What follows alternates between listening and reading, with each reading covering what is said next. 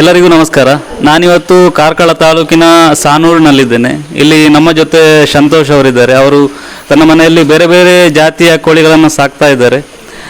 ಈಗ ಕೋಳಿಗಳ ಬಗ್ಗೆ ಇನ್ಫಾರ್ಮೇಷನನ್ನು ಅವರ ಹತ್ರನೇ ಕೇಳುವ. ಸರ್ ನಮಸ್ತೆ. ಸರ್, ನೀವು ಎಷ್ಟು ವರ್ಷದಿಂದ ಈ ಕೋಳಿಗಳನ್ನು ಸಾಕ್ತಾ ಇದ್ದಾರೆ ಮನೆಯಲ್ಲಿ? ನಾನೊಂದು 4-5 ವರ್ಷದಿಂದ ಸಾಕ್ತಾ ಇದ್ದೇನೆ. ಇದೊಂದು ಬಿಸ್ನೆಸ್ ಅಲ್ಲ, ಹೋಮ್ ಬ್ರೀಡ್. ಹೊರಗಿಂದ ಯಾವುದು ಕೋಳಿ ತರುವುದಿಲ್ಲ, ಇಲ್ಲಿ ಯಾವ್ದು ಅಷ್ಟೇ.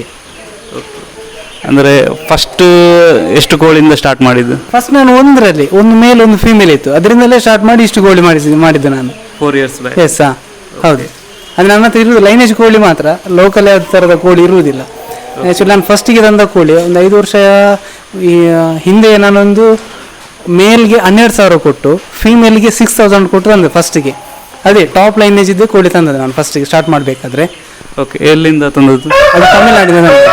ಓಕೆ, ಅದನ್ನು ಮತ್ತೆ ಇಂಪ್ರೂವ್ ಮಾಡ್ಕೊಂಡು ಇಷ್ಟು ಕೋಳಿ ಆಗಿದೆ. ಹೌದು. ಓಕೆ, ಸಂತೋಷ್ ಅವರೇ, ನಿಮ್ಮ ಜೊತೆ ಈಗ ಯಾವ ಯಾವ ರೀತಿಯ ಕೋಳಿಗಳಿವೆ ಮತ್ತು ಅದರ ರೇಟ್ ಎಷ್ಟು ಒಂದೊಂದನ್ನೇ ನೋಡ್ತಾ ಹೋಗು.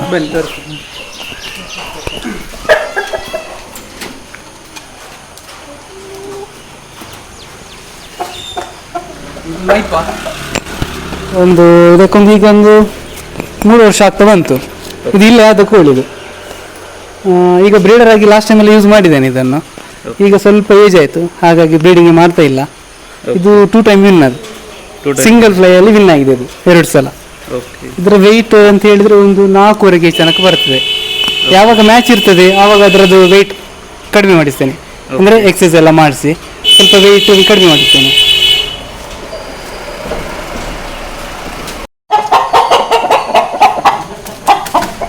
ಇದೀಗ ಪಟ್ಟ ಒಂದು 7-8 months ಆಗಿರ್ತದೆ.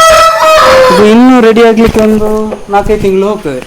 ಓಕೆ ಓಕೆ, ಆಮೇಲೆ ರೆಡಿ ಅಂದರೆ ಫೈಟಿಂಗ್ ರೆಡಿ. ಹಾಂ, ಇದಂದರೆ ನನ್ನ ಹತ್ರ ಇರೋದಿಲ್ಲ, 14 ತಿಂಗಳಿಗೆ ರೆಡಿ ಆಗುವಂಥ ಕೋಳಿಗಳು. ಅಂದರೆ 1 ವರ್ಷಕ್ಕೆಲ್ಲ ರೆಡಿ ಆಗೋ ಕೋಳಿಗಳು ಇಲ್ಲ. ಅಂದರೆ ಇದು ಹೈ ಫ್ಲೈರ್ಸ್ ಅಲ್ವಾ, ತುಂಬ ಟೈಮ್ ತಗೊಳ್ತದೆ. ಇದು ಸಹ ಅಷ್ಟೇ, ಒಂದು 4 kg ತನಕ ಬರ್ತದೆ. ಇದೆಲ್ಲ ಟಾಪ್ ಲೈನೇಜ್, ಒಳ್ಳೆ ವೈಬ್ರೇಷನ್ ಬರ್ತದೆ ಇಂಥ.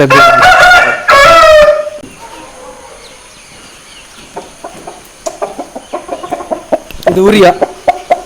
ಹೌದು, ಇದು ನಾನು ತಂದದ್ದು ಹೊರಗಡೆಯಿಂದ. ಇದರ ರೇಟ್ ಬಂದು 35,000. ಓಕೆ, ಹೌದು. ಇದೀಗ ಬ್ರೀಡಿಂಗ್ ಯೂಸ್ ಮಾಡ್ತಿದ್ದೇನೆ. 1 time ವಿನ್ನರ್. ಇದು ಸಿಂಗಲ್ ಫ್ಲೈಯಲ್ಲಿ ವಿನ್ ಆಗ್ತದೆ ಇದೆಲ್ಲ. ಅಂದರೆ ಇದೊಂದು 6 feet ತನಕ ಫ್ಲೈ ಮಾಡ್ತಾರೆ. ಸ್ಟಾರ್ಟ್ ಮಾಡಿದ್ದು ಇದರಿಂದನೇ? ಇಲ್ಲ, ಇದರ ತಂದೆ ಇತ್ತು ಆವಾಗ, ಅದರ ಮಗ. ಮತ್ತು ಇದು ಈ ಸರ್ತಿ ಸ್ವಲ್ಪ ಬ್ರೀಡ್ ಚೇಂಜ್ ಮಾಡುವ ಅಂತೇಳಿ ಅದಕ್ಕೋಸ್ಕರ ಇದನ್ನು ತಂದದ್ದು. ಈಗ ಇದು 1 time ವಿನ್ನರ್, ಒಳ್ಳೆ ಫೈಟ್ ಮಾಡ್ತದೆ. ಹಾಗಾಗಿ 35,000 ಕೊಟ್ಟು ಸರಿಸಿದ್ದು.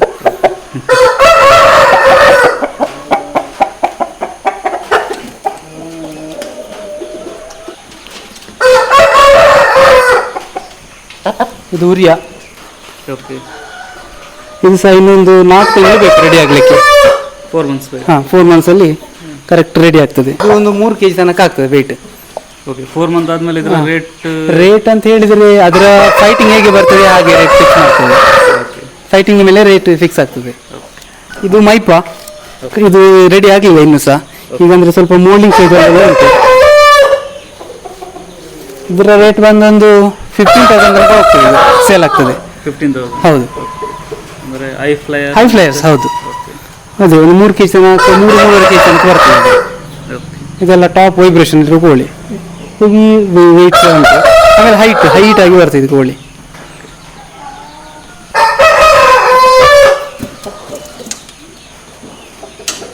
ಇದು ಸಹ ಕಪ್ ಮೈಪ್ ಅಂತ ಹೇಳ್ತಾರೆ ಇದಕ್ಕೆ. ಇದು ಸಹ ಇನ್ನು ರೆಡಿ ಆಗಬೇಕಷ್ಟೇ. ಇನ್ನು ನಿಮಗೆ ಕಸ್ಟಮರ್ ಅಂದರೆ ಒಮ್ಮೆ ಬೈ ಮಾಡಿದವರೇ ಬೈ ಮಾಡ್ತಾರ? ಅಂದರೆ ರೇಟ್ಸ್ ಎಲ್ಲ ಹೈ ಇರುತ್ತದೆ, ಹಾಗಾಗಿ ಸೆಲೆಕ್ಟೆಡ್ ಕಸ್ಟಮರ್ಸ್ ಇರ್ತಾರೆ ನಮಗೆ, ಅವರೇ ಒಂದು ತಗೊಂಡೋಗ್ತಾರೆ. ಒಮ್ಮೆ ಬಂದವರು ನೆಕ್ಸ್ಟ್ ಹೌದು. ರಿಸಲ್ಟ್ ಅಂದರೆ ಒಳ್ಳೆ ರಿಸಲ್ಟ್ ಉಂಟು ನನಗೆ ಆ ಲೈನೇಜಲ್ಲಿ, ಹಾಗಾಗಿ ಅವರು ಬೈ ಮಾಡ್ತಾರೆ. 6 months ಪಟ್ಟ ಈಗ ಇನ್ನು ರೆಡಿ ಆಗಬೇಕಷ್ಟೇ. ಇದು ಸಪ್ರೇಟ್ ಹಾಕಿದ್ದು ಯಾಕಂತ ಹೇಳಿದರೆ ಅಲ್ಲಿ ಒಟ್ಟು ತುಂಬ ಕೋಳಿ ಜೊತೆ ಇದ್ದರೆ ಅವುಗಳಿಗೆ ಬೇಕಾದಷ್ಟು ಫುಡ್ ಸಿಗುವುದಿಲ್ಲ. ಇಲ್ಲಾದರೆ ಎಷ್ಟು ಬೇಕಷ್ಟು ಹಾಕ್ಬೋದಲ್ಲ, ಅದೇ ತಿಂತದೆ. ಹೆವಿ ಎಷ್ಟು ಕೋಳಿ ಫುಡ್ ತಿಂತದೆ ಅಷ್ಟು ಕ್ವಾಲಿಟಿ ಒಳ್ಳೆ ಬರ್ತದೆ. ಹಾಗೆ ಮರಿಗಳು ಈಗೊಂದು 2 ತಿಂಗಳಾಯ್ತು ಅಷ್ಟೇ. ಇದಕ್ಕೆಲ್ಲ ಮರಿ ಸೇಲ್ ಮಾಡೋದಿಲ್ಲ ನಾನು, ರೆಡಿ ಮಾಡಿ ಸೇಲ್ ಮಾಡೋದು. ರೆಡಿ ಕಂಡೀಷನ್ ಬಂದ ಮೇಲೆ, ಸೈಜ್ ಬಂದ ಮೇಲೆ, ಹಾಂ ಹೆವಿ ಸೈಜ್ ಬಂದ ಮೇಲೆ ಆಮೇಲೆ ಸೇಲ್ ಮಾಡೋದು ಅಷ್ಟೇ.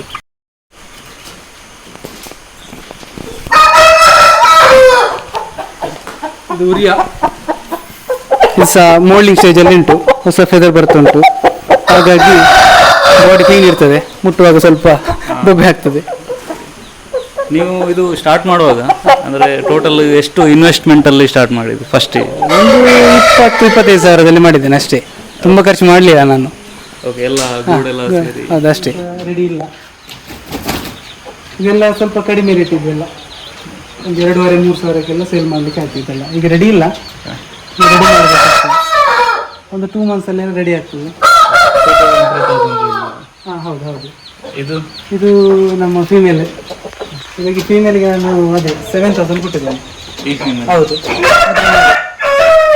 ಇದು ಅದರ ಮಾರಿ. ಅದರ ಸ್ಪೆಷಾಲಿಟಿ ಅಂದರೆ ಇದು ಹೈ ಪ್ಲೇಯರ್ಸ್ ಬ್ರೀಡ್. ಹಾಂ, ಲೈನೇಜ್ ಇದೆಲ್ಲ ಟಾಪ್, ಇದರ ವೈಬ್ರೇಷನ್ ಎಲ್ಲ ನೋಡಿ ಅದಕ್ಕೋಸ್ಕರ ಅದಕ್ಕೆ ಅಷ್ಟು ರೇಟ್, ಇದರಷ್ಟು ರೇಟ್ ಇಲ್ಲ. ಮತ್ತು ನಮ್ಮದು ಮೇಲ್ ಸಹ 30 ಹಾಗಾಗಿ ಮರಿ ಒಳ್ಳೆ ಕ್ವಾಲಿಟಿಯಲ್ಲಿ ಬರ್ತದೆ. ಹಾಂ, ಇದು ಸಹ ರೆಡಿ ಇಲ್ಲ, ಇದು ರೆಡಿ ಇಲ್ಲ. ಆಮೇಲೆ ಇದೆಲ್ಲ ಅದೇ 2,500-3 ಸಾವಿರಕ್ಕೆಲ್ಲ ಸೇಲ್ ಮಾಡಲಿಕ್ಕೆ ಆಗ್ತದೆ. ಓಕೆ, ಇದು ಈ ಕೋಳಿ ಸೇಲ್ ಮಾಡೋದಂದರೆ ಇದೆಲ್ಲ ಒಂದು 12,000 ತನಕ ಹೋಗ್ತದೆ. ಓಕೆ, ಹೈ ಫ್ಲೇಯರ್ಸ್ ಅಲ್ಲ, ಸೇಮ್ ಎಲ್ಲ. ಹೌದು ಹೌದು, ಆ ರೇಂಜಲ್ಲಿ ಹೋಗ್ತದೆ.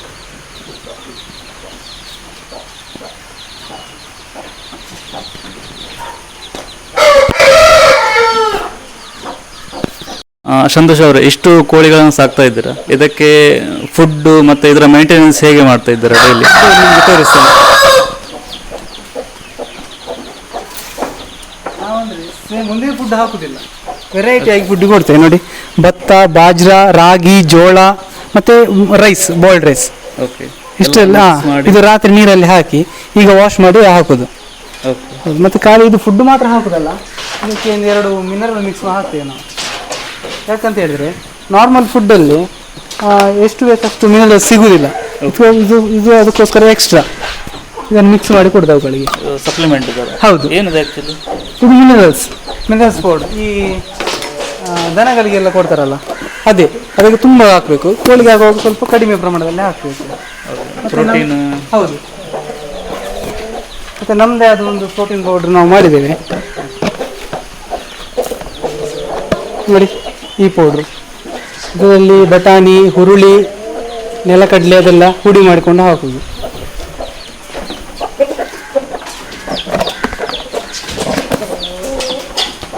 ಒಳ್ಳೆ ಮಿಕ್ಸ್ ಮಾಡೋದು.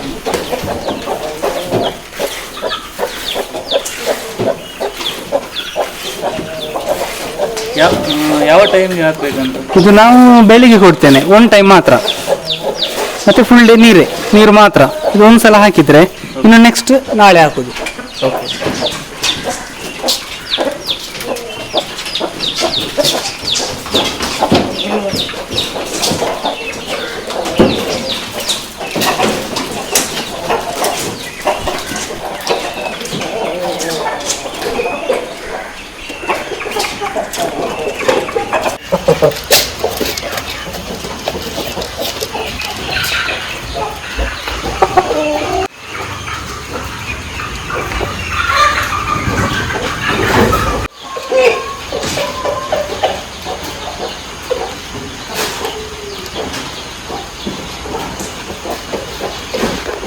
ಇದು ನಾವು ಖಾಲಿ ಇದೇ ಬಾಜಿರ ಭತ್ತ ಹಾಕಿ ಸಾಕಿದ್ದೇವೆ. ನ್ಯಾಚುರಲ್ ಆಗಿ ಸಿಗೋ ಹುಲ್ಲೆಲ್ಲ ಹಾಕಬೇಕು ಅವರಿಗೆ, ಅಂದರೆ ಒಳ್ಳೆ ನ್ಯೂಟ್ರಿಷನ್ ಸಿಗ್ತದೆ ಅವರಿಗೆ.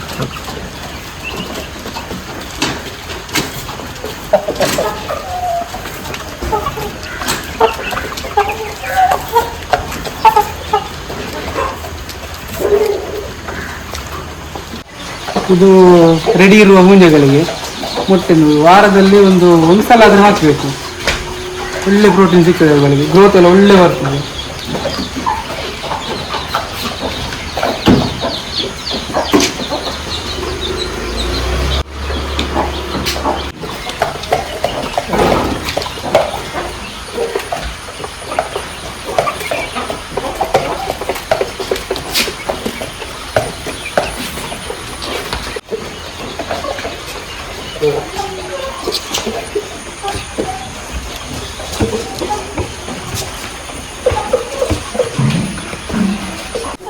ಇದು ನೋಡಿ ಲಿವರ್ ಟಾನಿಕ್. ಯಾವಾಗ ಕೋಳಿಗಳು ಹೊಟ್ಟೆಗೆಲ್ಲ ಸರಿ ತಿನ್ನುವುದಿಲ್ಲ ಆ ಸಮಯದಲ್ಲಿ ಇದನ್ನು ಕೊಡಬೇಕು ಅವರಿಗೆ. ನೀರಿಗೆ ಮಿಕ್ಸ್ ಮಾಡಿ ಕೊಟ್ಟರು ಆಗ್ತದೆ, ಡೈರೆಕ್ಟ್ ಕೊಟ್ಟರು ಆಗ್ತದೆ. ಹೌದು, ಇದು ಅದೇ ಲಿವರ್ ಟಾನಿಕ್ ಅಂತೇಳಿ. ಆಮೇಲೆ ಇದು ಫಿಶ್ ಆಯಿಲ್, ಇದು ಫೀಮೇಲಿಗೆಲ್ಲ ಕೊಡಬೇಕು. ಮೊಟ್ಟೆ ಎಲ್ಲ ಒಳ್ಳೆ ಕ್ವಾಲಿಟಿಯಲ್ಲಿ ಬರ್ತದೆ. ಮತ್ತು ಅವುಗಳಿಗೆ ನೀರಿಗೆ ಹಾಕಿ ಕೊಟ್ಟು ಡೈರೆಕ್ಟ್ ಸಹ ಕೊಡ್ಬೋದು. ಮತ್ತು ಅವುಗಳಿಗೆ ಜಾಯಿಂಟ್ ಪೈನ್ ಅದೆಲ್ಲ ಬರೋದಿಲ್ಲ ಇದು ಕೊಟ್ಟರೆ. ಈ ವಾರದಲ್ಲಿ 1-2 ಸಲ ಕೊಡಬೇಕು. ಆಮೇಲೆ ಇದು ಡಿವರ್ಮಿಂಗ್, ಯಾವಾಗ ಕೋಳಿ ಸಪೂರ ಆಗ್ತದೆ ನೋಡಿ ಆಗ ಡಿವರ್ಮಿಂಗ್ಸ್ ಮಾಡಿಸ್ಬೇಕು. ಒಂದು ಹುಳ 3 ತಿಂಗಳಿಗೆ ಒಂದ್ಸಲ ಕೊಟ್ಟರೆ ಸಾಕು. ಒಂದ್ಸಲ ನೀರಿಗೆ ಮಿಕ್ಸಿ ಮಾಡಿ ಕೊಡ್ಬೇಕು ಅಷ್ಟೇ. ಇದು ಅಜೋಳ ಅಂತ ಹೇಳಿ, ಇದೊಂದು ಸ್ವಲ್ಪ ಫ್ರೀ ಫುಡ್ ಆಗಿ ಒಂದ್ಸಲ ಇಷ್ಟು ತಂದು ಹಾಕಿದರೆ, ಒಂದು ಟ್ಯಾಂಕಿಗೆ ಹಾಕಿದರೆ ಸ್ವಲ್ಪ ಮಣ್ಣು ಹಾಕಬೇಕು. ಆಮೇಲೆ ಸ್ವಲ್ಪ ಗೊಬ್ಬರ ಹಾಕಿದರೆ ಇದು ಗ್ರೋತ್ ಆಗ್ತಾ ಹೋಗ್ತದೆ. ಇದೆಲ್ಲ ಕೋಳಿಗೆ ಒಳ್ಳೆ ಫುಡ್. ಇದು ಎಷ್ಟು ಪ್ರೋಟೀನ್ ಇರುವ ಫುಡ್ ಇದೆಲ್ಲ. ಇಷ್ಟು ಹಾಕಿದ್ರೆ ಆಗ್ತದೆ. ಒಂದು ಸ್ವಲ್ಪ ನೀರಿಗೆ ಇದರಿಂದಲೇ ಗ್ರೋತ್ ಆಗ್ತಾ ಹೋಗ್ತದೆ. ಇಷ್ಟು ಹಾಕಿದ್ರೆ ನೀರಿಗೆ ಅದೇ ನನ್ನ ಒಂದು 2 ವೀಕ್ಸ್ ಅಲ್ಲಿ ತುಂಬಾ ಆಗ್ತದೆ. ಅದೇ ಅದೆಲ್ಲಿಂದ ಸಿಗ್ತದೆ? ಇದು ನಾನು ತರಿಸಿದ್ದಷ್ಟೇ, ಆನ್ಲೈನ್ ಸಹ ಸಿಗ್ತದೆ. ಇದು ಬೀಜ ಸಿಗ್ತದೆ? ಬೀಜ ಅಲ್ಲ, ಹಾಗೆ ಬರುದು. ಅದು ಬೀಜ ಅಂತ ಹೇಳಿ ಬರುದಿಲ್ಲ, ಹಾಗೆ ಜಾಸ್ತಿ ಆಗ್ತಾ ಹೋಗ್ತದೆ. ಅದು ಒಳ್ಳೆ ಪ್ರೋಟೀನ್. ದನಕ್ಕೆ ಹಾಕ್ಬೋದು, ಕೋಳಿಗೆ ಹಾಕ್ಬೋದು, ಫ್ರೀ. ಅದು ಒಂದ್ಸಲ ಎಷ್ಟು ಹಾಕಿದ್ರೆ ತುಂಬಾ ಸ್ಪ್ರೆಡ್ ಆಗ್ತಾ ಹೋಗ್ತದೆ. ಅದು ಕಂಟಿನ್ಯೂ ಆಗ್ತಾ ಇರ್ತದೆ. ಹೌದು ಹೌದು ಹೌದು. ಅದಾಗ್ಲಿಕ್ಕೆ ಎಷ್ಟು ದಿನ ಬೇಕು? 1 ತಿಂಗಳಲ್ಲಿ ಆಗ್ತದೆ ಅದು. ಆಮೇಲೆ ಒಂದೊಂದು ಕಪ್ನಷ್ಟು ತೆಗಿಲಿಕ್ಕೆ ಸಿಗ್ತದೆ ಡೈಲಿ. ಗ್ರೋತ್ ಆಗ್ತಾ ಇರ್ತದೆ. ಅದು ನೀರು ಚೇಂಜ್ ಮಾಡ್ಬೇಕಂತ ಏನಿಲ್ಲ, ಖಾಲಿ ಗೊಬ್ಬರ ಸ್ವಲ್ಪ ನೀರು ಹಾಕ್ಬೇಕು ಅಷ್ಟೇ. ಗೊಬ್ಬರ ಹಾಕಿದ್ರೆ ಅದು ಗ್ರೋತ್ ಆಗ್ತಾ ಇರ್ತದೆ. ಇದೀಗ ಕೋಳಿಯಲ್ಲಿ ಹೇಗೆ ರೆಡಿ ಮಾಡೋದು ಅಂತ ಹೇಳ್ತೇನೆ ನಿಮಗೆ ನಾನು.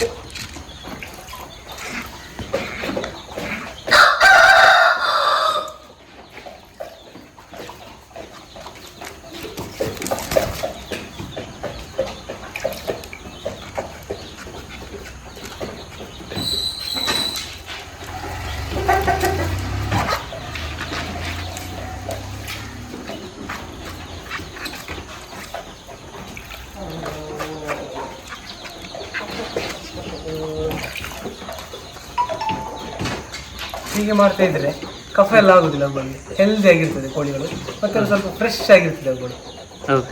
ನೀರಿನಲ್ಲಿ ಮಸಾಜ್ ಮಾಡಿದ್ರೆ. ನಮಗೆ ಇಷ್ಟು ಹೊತ್ತು ಅಂಕದ ಕೋಳಿಗಳನ್ನು ಹೇಗೆ ಸಾಕ್ತಾರೆ ಮತ್ತು ಅವುಗಳ ಮೇಂಟೆನೆನ್ಸ್ ಹೇಗೆ ಮಾಡ್ತಾರೆ ಮತ್ತು ಟ್ರೈನ್ ಹೇಗೆ ಮಾಡ್ತಾರೆ ಎಲ್ಲವನ್ನು ತುಂಬ ವಿವರವಾಗಿ ಎಕ್ಸ್ಪ್ಲೇನ್ ಮಾಡಿದ್ದೀರಿ. ತಮಗೆ ಧನ್ಯವಾದಗಳನ್ನು ತಿಳಿಸುತ್ತಾ, ವಿಡಿಯೋ ಇಷ್ಟ ಆದರೆ ಲೈಕ್ ಮಾಡಿ, ಹಾಗೆ ಚಾನಲನ್ನು ಸಬ್ಸ್ಕ್ರೈಬ್ ಮಾಡಿ ಅಂತ ಹೇಳ್ತಾ ವಿಡಿಯೋವನ್ನು ಎಂಡ್ ಮಾಡ್ತಿದ್ದೇವೆ. ಧನ್ಯವಾದಗಳು.